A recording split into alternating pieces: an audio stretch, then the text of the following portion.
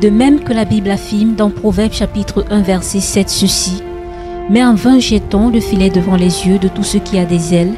De même, la prophétie est comme un pigeon voyageur en mission qui ne s'arrête que lorsque le message qui lui a été remis a été transmis. Parce que Dieu veille sur la parole de ses serviteurs, les prophètes, pour l'accomplir. Dans la météo prophétique, voici l'épisode du Burkina Faso.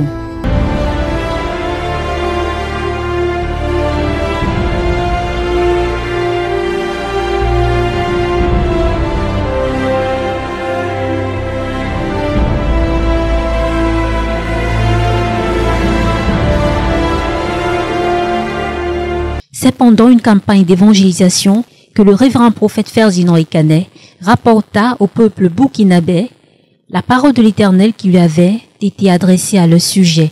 Écoutons-le. Et pendant que je priais, dans le règne de l'esprit, Dieu m'a montré le Burkina. Et j'ai prié. Et ce que j'ai vu, priez pour le Burkina Faso. Priez pour l'armée burkinabé. Parce que pendant que je priais, j'ai vu un problème avec l'armée. J'ai vu un problème. Et Dieu m'a dit de prier pour que ce problème n'arrive pas.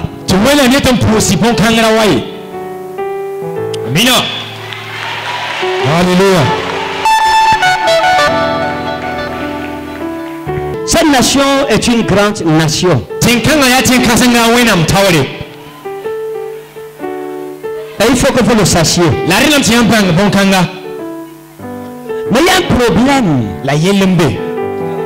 que vous ne voyez pas.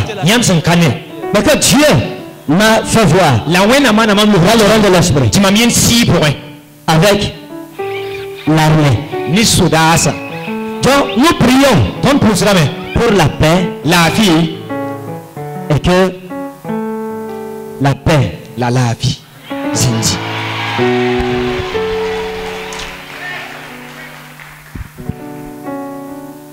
Et je veux dire à tous ceux qui sont dans l'armée, votre responsabilité, vous la remplissez très bien. Et nous bénissons Dieu pour ça. Mais il faut le faire jusqu'au bout.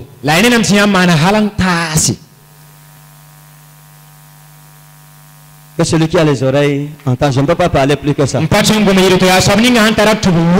Prophétie était claire. La menace du Burkina Faso venait de l'armée, qui à l'heure où il parlait avait déjà été infiltrée par des militaires dont les intérêts étaient politiques. Il y avait donc un bouillonnement au sein de celle-ci, chose que seul le prophète avait vue parce que Dieu l'avait partagée avec lui. Au pays des hommes intègres, comme on l'appelle communément, on avait connu des scandales dans le passé, notamment celui du coup d'État manqué de septembre 2015, période de transition présidentielle. Mais au moment où le messager de Dieu annonçait ces choses, le calme régnait, ou plutôt la calmie. Mais la main de Dieu avait déjà écrit quelque chose qu'il n'avait pas caché à son serviteur.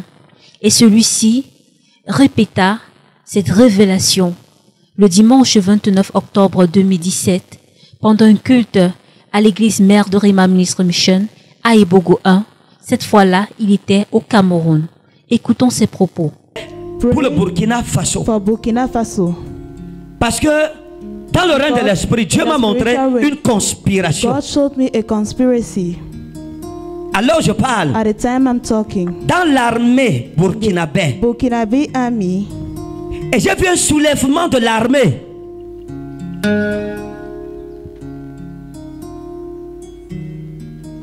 J'ai vu une révolte. I saw a revolt. Priez. Pray pour le Burkina. For Burkina. Parce que quand j'ai vu ça, ça ne sera pas quelque chose de bien. Le peuple burkinabé doit prier. Et je vous prends à témoin. Je suis en train de parler. C'est calme là-bas. It's quiet there. Mais but C'est pas ce que je vois. it's not what I'm seeing. Priez pour le Burkina, s'il vous plaît. Pray for Burkina, please. Priez pour nos frères Pray for burkinabés. our Burkinabes brothers. Essayait d'expliquer ici que dans l'armée burkinabé, les militaires ne partageaient plus la même vision sur la sûreté de l'État, d'où la division. Pour certains d'entre eux, l'objectif n'était plus de préserver la sécurité de leur nation, mais plutôt d'avoir un gouvernement à leur convenance. Et pour contrôler ce pouvoir, ils étaient prêts à tout. Voilà pourquoi le prophète Ferdinand Ikané avait parlé de soulèvement et de révolte. Il reparla de cette vision ce même mois d'octobre, pendant l'émission Entretien diffusée sur Zoé Channel. Le thème était les polémiques sur le ministère prophétique, comme pour sensibiliser une fois de plus le gouvernement burkinabé. Écoutons.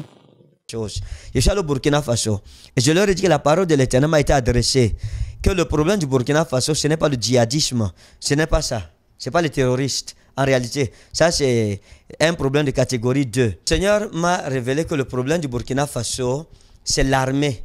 Dieu m'a montré quelque chose et j'ai vu un soulèvement dans l'armée. Et j'ai vu une rébellion, et j'ai vu une scission, et j'ai vu une cassure, j'ai vu une division, j'ai vu une révolte. Et Dieu m'a dit que le peuple burkinabé doit prier par rapport à cela. Mais comme les autres fois, aucun intérêt n'avait été manifesté à ce message. Les mois passèrent, l'année 2018 arriva et l'oracle de l'Éternel revint sur cette prophétie prédictive pendant la nuit des flammes de janvier 2018. Nous l'écoutons. Because Dans mes prières, j'ai vu in un my problème prayer, I saw a problem au Burkina Faso. in Burkina Faso, Et nous devons prier and we have to pray pour le Burkina Faso. for Burkina Faso.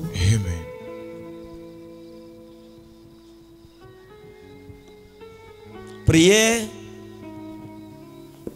parce que j'ai vu Pray un because I problème saw a problem dans lequel l'armée in est which the liée. army is related, Et and ce n'était pas bien. it wasn't good. Nous devons prier pour le Burkina Faso. We have to pray for Burkina Faso.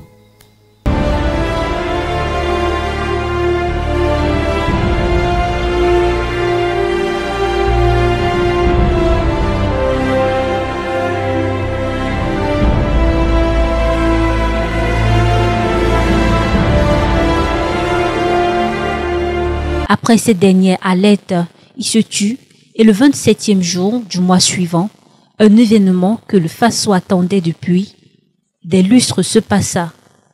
Il s'agit de l'ouverture du procès des auteurs présumés du putsch manqué de septembre 2015. Et à peine ouvert, le procès fut reporté à la grande déception des victimes qui disaient attendre de ce jugement beaucoup de vérité sur la situation de leur pays, comme ce jeune burkinabé. Dans ce pays, nous avons connu beaucoup d'impunité et nous espérons qu'à partir de ce moment, c'est l'heure de la vérité, l'heure de plus rien ne sera comme avant va commencer aujourd'hui et nous attendons beaucoup de la justice burkinabé pour que la vérité triomphe enfin. Parce que nous avons évolué pendant longtemps avec le mensonge et le mensonge ne construit jamais une nation. Le procès qui se tient devant le tribunal militaire de Ouagadougou est dénoncé par plusieurs organisations de défense des droits humains qui regrettent la mainmise de l'exécutif sur cette institution. Plusieurs hauts responsables de l'armée sont appelés à comparaître comme témoins, de même que l'actuel président Roch-Marc Christian Kaboré et l'ancien président de la transition, Michel Kafando. La vérité que recherchaient les Burkinabés avait pourtant déjà été révélée par la bouche de loin de l'Éternel. Revenons sur ces propos. La parole de l'Éternel m'a été adressée, que le problème du Burkina Faso, ce n'est pas le djihadisme, ce n'est pas ça, ce n'est pas les terroristes. En réalité, ça c'est un problème de catégorie 2. Le Seigneur m'a révélé que le problème du Burkina Faso, c'est l'armée. Et même après ce procès avorté, qui était un signe avant-coureur de l'accomplissement de cette prophétie, les Burkinabés étaient toujours désorientés. Et le vendredi 2 mars 2018, voici ce qui réveilla les Burkinabés. C'est un hélicoptère Tigre.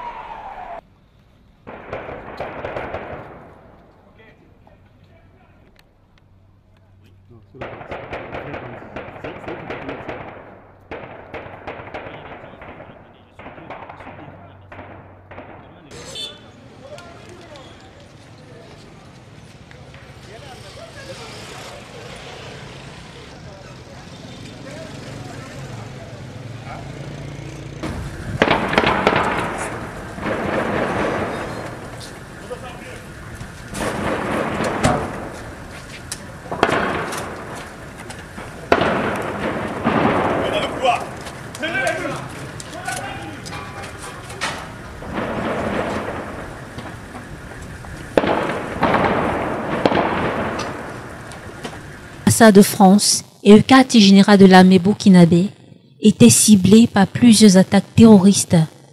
Étant habitués justement aux attentats, les responsables de la défense ainsi que la France ont directement pensé aux djihadistes. Des tirs sporadiques et une épaisse fumée noire qui s'échappe de l'état-major burkinabé. Il est 10h30 heure locale à Ouagadougou lorsque plusieurs hommes armés de Kalachnikov ouvrent le feu. Deux lieux sont visés, le QG de l'armée burkinabé ainsi que l'ambassade de France. Les médias parlaient d'attaques terroristes, mais le révérend prophète Ferdinand Ekané resta campé sur sa position de départ en disant avec assurance qu'il ne s'agissait pas de djihadistes, mais plutôt de l'armée du Burkina Faso. Alors, pendant que la France et le Burkina Faso recherchaient des indices pour identifier les assaillants, le révérend prophète Ferdinand Ekané répéta pendant un culte à Ebogo 1, ce même vendredi, que le problème du Burkina Faso n'était pas les djihadistes, mais l'armée. Réécoutons cette intervention. Je me souviens la prophétie sur le Burkina Faso. Quand j'ai parlé du problème burkinabé, parlant de l'armée burkinabé qui devrait... Vous vous souvenez? Hein? Ok, qui sait ce qui se passe? Et on dit qu'on soupçonne que c'est Boko Haram. Ce n'est pas Boko Haram, on vous trompe. Est-ce qu'on soupçonne? Ce n'est pas Boko Haram, c'est une tentative de coup d'État.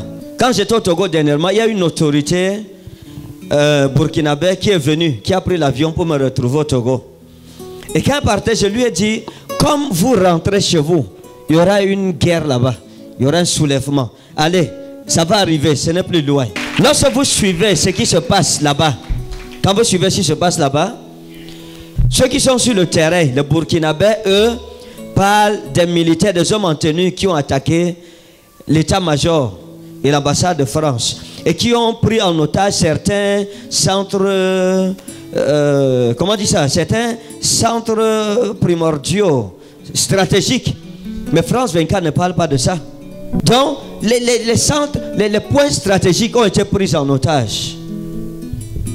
Maintenant, le gouvernement et les Français ne peuvent pas nous dire que c'est un coup d'État, c'est une tentative de renversement du gouvernement en place, parce que ça serait manifester la faiblesse du gouvernement. Le lendemain de l'attaque, le GSIM, groupe de soutien à l'islam et aux musulmans liés à Al-Qaïda, revendiqua l'attaque. Le groupe affirma avoir agi en réponse à la mort de plusieurs de ses dirigeants dans un raid de l'armée française dans le nord du Mali, quelques semaines avant. Et d'abord les suites de la double attaque terroriste de vendredi au Burkina Faso. L'ambassade de France et l'état-major de l'armée burkinabé avaient été visés dans la capitale, Ouagadougou. Des attaques qui ont fait officiellement 7 morts et 80 blessés parmi les forces de l'ordre burkinabé. Aujourd'hui, on a appris qu'un djihadiste soupçonné d'avoir participé à ces attaques était interrogé par la justice. Alors tout de suite, pour en savoir plus, on va retrouver en direct par Skype depuis Ouaga notre correspondante au Burkina, Fanny Noharo-Cabré. Alors Fanny, l'enquête avance rapidement, semble-t-il, à Ouaga. Oui, effectivement, l'individu soupçonné aurait participé à l'attaque contre l'état-major. Il serait peut-être même un cerveau de l'opération. Alors ce dimanche, les investigations ont toujours lieu. Tous les véhicules et les motos qui ont été abandonnés aux abords des deux sites sont toujours expertisés, ainsi que les bâtiments adjacents où sont relevés les impacts de balles afin de déterminer combien de personnes faisaient partie de ce commando. On essaye aussi de savoir si l'incident de cette nuit dans le quartier de Ouaga 2000 est lié à l'attaque de vendredi. Vers 2h du matin heure locale, 3 individus ont tenté de forcer un barrage de sécurité non loin du palais présidentiel. 2 ont réussi à s'enfuir. Le 3e a d'abord été arrêté, puis abattu lorsqu'il a essayé de saisir l'arme du garde pour s'enfuir. Oui, des zones d'ombre, notamment sur le motif de l'attaque. Le GSIM dit avoir agi en représailles à la mort il y a 2 semaines de plusieurs dirigeants du groupe dans un raid mené par l'armée française au Mali. Mais la quête avança et des soupçons de complicité dont l'armée surgirent. L'enquête ouverte vendredi au Burkina Faso après les attaques contre le quartier général de l'armée et l'ambassade de France commence à porter ses fruits. Les premiers éléments révèlent qu'un soldat burkinabé aurait participé à ces attentats qui ont fait 8 morts et plus de 80 blessés. L'un des soldats tués aurait été renvoyé de l'armée après une mutinerie en 2011. Il pourrait être l'un des agresseurs, a déclaré à une agence de presse américaine une personne proche de l'enquête. 2 hommes en lien avec l'attaque ont en outre été arrêtés, toujours selon le responsable qui a requis l'anonymat pour n'avoir pas été autorisé à parler à la presse. La plupart des assaillants identifiés étaient burkinabés et un était étranger selon des sources sécuritaires. Ceux qui ont mené l'assaut contre l'état-major portaient des uniformes de l'armée, autre indice d'une possible complicité interne. Revenons à présent sur ce que le révérend prophète Ferdinand Ekanet avait dit le vendredi de cette attaque lorsque la France et le Burkina Faso avaient ouvert une enquête pour identifier les responsables et les auteurs de cet acte et que beaucoup pensaient qu'il s'agissait de terroristes. Ok, qui sait ce qui se passe? On vous trompe. C'est une tentative de coup d'État. Ceux qui sont sur le terrain, les Burkinabés, eux, parlent des militaires, des hommes en tenue qui ont attaqué l'état-major et l'ambassade de France et qui ont pris en otage certains centres, comment on dit ça, certains centres primordiaux, stratégiques. Quand j'étais au Togo dernièrement, il y a une autorité burkinabé qui est venue, qui a pris l'avion pour me retrouver au Togo. Et quand il partait, je lui ai dit, comme vous rentrez chez vous, il y aura une guerre là-bas, il y aura un soulèvement. Allez, ça va arriver, ce n'est plus loin. L'un des assaillants interpellés fut interrogé et l'interrogatoire fit grandir les soupçons de complicité dans l'armée. Dans les médias, on ne parlait plus de djihadistes, mais de l'armée. Suivons cette édition de l'information du lundi 5 mars 2018 sur France 24. Maintenant, le Burkina Faso, où les autorités enquêtent sur le double attentat de vendredi. Un djihadiste interpellé est toujours interrogé après ces attaques contre l'état-major des armées burkinabé et l'ambassade de France à Ouagadougou. Double attaque qui a fait 7 morts, plus de 80 blessés parmi les forces de sécurité. On retrouve notre envoyé spécial dans la capitale, Sarah Sako. Sarah, bonjour. Les enquêteurs sont intrigués par le déroulement de ces attaques. Il y a des soupçons de complicité au sein de l'armée. Oui, voilà, dans l'attaque contre l'état-major des armées, la voiture piégée visait donc apparemment une salle où devait se tenir une réunion avec des officiels du G5 Sahel côté burkinabé et la réunion a été en fait déplacée à la toute dernière minute. Et puis les assaillants connaissaient visiblement les habitudes de cet état-major et notamment par où on entrait dans le bâtiment puisque ils sont rentrés comme le veut l'usage par la porte de derrière. Enfin, le fait que ces assaillants soient de nationalité burkinabé, majoritairement en tout cas, alimente en fait encore ces soupçons de possible infiltration au sein même de l'armée. Parmi donc les indices parcourus et cités figuraient les tenues militaires que portaient les assaillants qui étaient majoritairement burkinabés, le procès du coup d'État manqué orchestré par l'ancien régiment de Blaise Compaoré avec à la tête le général Gilbert Diendéré, ainsi que la réunion du G5 Sahel, force fortement soutenue par la France qui est présente dans plusieurs actions. Réécoutons le révérend prophète Ferdinand Ekanet sur le problème du Burkina Faso. Le Seigneur m'a révélé que le problème du Burkina Faso, c'est l'armée.